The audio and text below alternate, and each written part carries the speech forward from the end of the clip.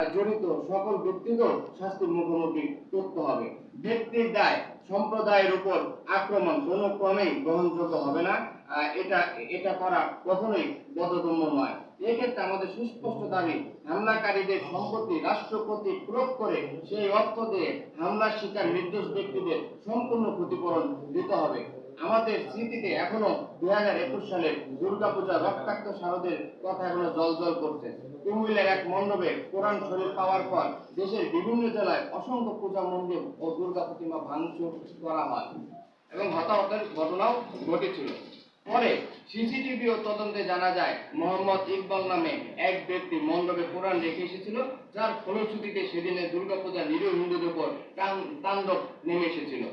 যারা ধর্মীয় সংঘর্ষ তৈরি করার জন্য এরকম উস্কানি দেয় তাদের বিরুদ্ধে কঠোর শাস্তি প্রণয়নের দাবিও আমরা জানাচ্ছি। সম্প্রতি মুসলিম মোহাম্মদ অপূর্ব রাত ধর্মান্তরিত হওয়ার পূর্বে তার নাম ছিল অপূর্ব পাল, ফেসবুকে কোরআন শরীফ অবমাননা করেছে। এই সকল ঘটনা ধর্মপ্রাণ মুসলমানদের আহত করেছে। আমরা এই ধর্মগ্রন্থ অবমাননার প্রতিবাদ করছি। কোন ধর্মকে ধর্মীয় গ্রন্থকে এভাবে অবমাননা করার অধিকার রাখে না।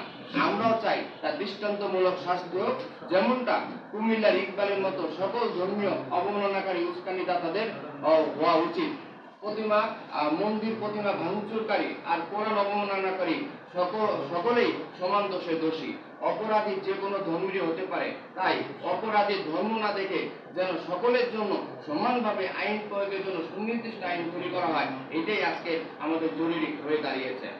প্রিয় সাংবাদিক বন্ধুগণ, আপনাদের মাধ্যমে আমরা ইসলামিক ধর্মীয় সংগঠন গুলোর নেতৃত্ব স্থানীয় আলেম ওলামাদের কাছেও একটি অনুরোধ রাখতে চাই। আমাদের প্রিয় দেশটিতে সকলের সাম্প্রদায়িক সম্প্রীতির বন্ধনে আবদ্ধ থাকতে চাই।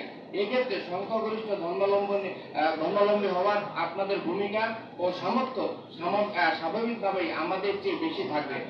সাম্প্রদায়িক সম্প্রীতি রক্ষায় আমরা একে অন্যের হাতে হাত রাখতে চাই। অস্বীকার করার উপায় নেই যে বিগত বিভিন্ন সময়ে বিভিন্ন এলাকায় ধর্মীয় সংখ্যালঘু সম্প্রদায়ের উপর সাম্প্রদায়িক হামলার ঘটনা ঘটেছে। এসব ঘটনার সময় হামলাকারী উগ্র ধর্মীয় মত নিয়ন্ত্রণ আপনাদের ভূমিকা আরো জোরদার করার আহ্বান জানাই। সকল ধর্মের ধর্মীয় নেতৃত্বস্থানীয়দের প্রভাবে নিজ নিজ জনগোষ্ঠীর উপর প্রভাব থাকে। নিয়মিত বিরতিতে সকল ধর্মীয় নেতৃত্বস্থানীয়দের মধ্যে আন্তঃধর্মীয় সংলাপ এক্ষেত্রে আমাদের মধ্যকার অবিশ্বাস দূর করে পারস্পরিক শ্রদ্ধাবোধ ও সামাজিক বন্ধন আরো দৃঢ় করবে বলে আমরা বিশ্বাস করি।